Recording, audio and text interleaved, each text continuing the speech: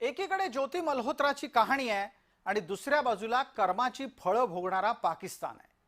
भारतामध्ये अशांतता पसरवायचा पाकिस्तानचा हट्ट कायमचा आहे। जन्माला आल्यापासून पाकिस्तान असाच वागतोय।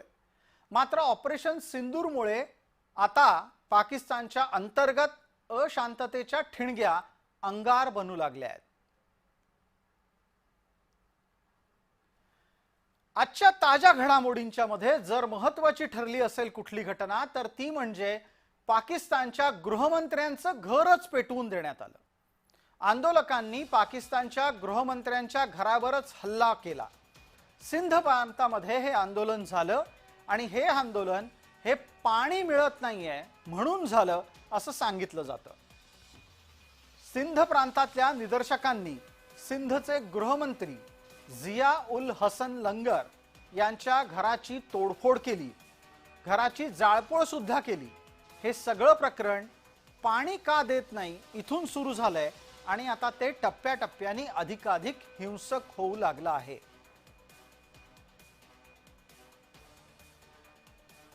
भारताने इंडस नदीचा करार रद्द केला, त्याच्यामुळे उन्हाळ्याच्या महिन्यामध्ये पाकिस्तानमध्ये पाणी संकट निर्माण झालं आणि आता सिंध जो आहे हा पाकिस्तानचा खालचा भाग आहे।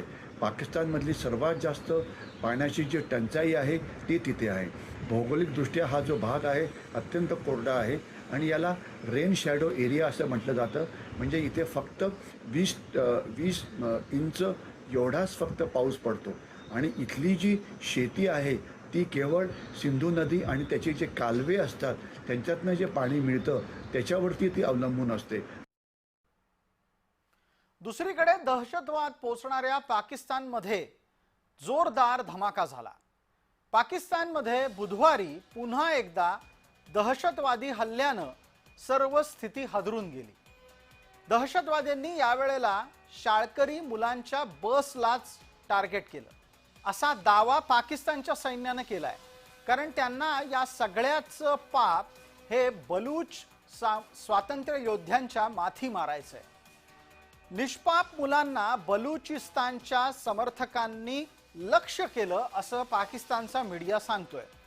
बलुचिस्तान मधल्याच खुजदार इथं झालेल्या हल्ल्यात 4 मुलांचा मृत्यू झालाय।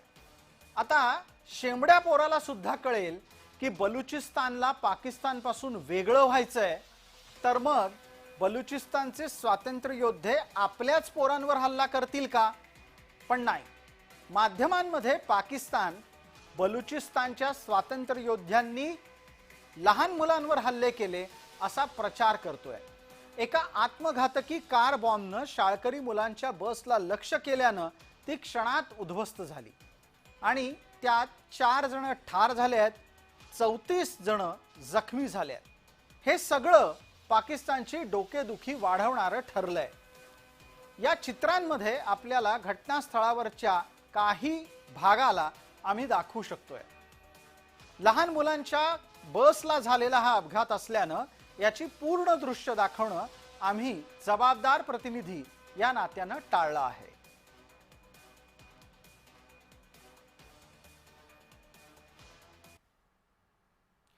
या 2 घटनांच्या नंतर एक आणखी महत्त्वाची घटना घडतेय, ती म्हणजे आमिर हमजावर झालेला गोळीबार। आमिर हमजा कोण हा प्रश्न तुम्हाला पडू शकतो, पण त्याआधी ऐका, आमिर हमजा हा लष्कर-ए तोयबाचा सहसंस्थापक आहे आणि त्याच्यावर दान दान दान करत गोळ्या चालवल्या गेल्या आहेत। आमिर हमजा हा कुख्यात माणूस आहे। लष्कर-ए तय्यबाचा सहसंस्थापक आहे आणि त्यांच्या एका तुकडीचा प्रमुख सुद्धा। त्याही पलीकडे जाऊन तो हाफिज सईद नावाच्या एका कुख्यात व्यक्तीचा उजवा हात आहे। ऑगस्ट 2012 मध्ये अमेरिकेनं या हमजाला जागतिक दहशतवादी म्हणून घोषित केलंय। 2000 मधल्या दशकात भारत विरोधी कारवाईत सुद्धा तो सातत्यानं सक्रिय राहिलेला आहे। 2005 मधल्या बंगळुरू हल्ल्यात सुद्धा त्याचा हात स्पष्टपणे समोर आलाय।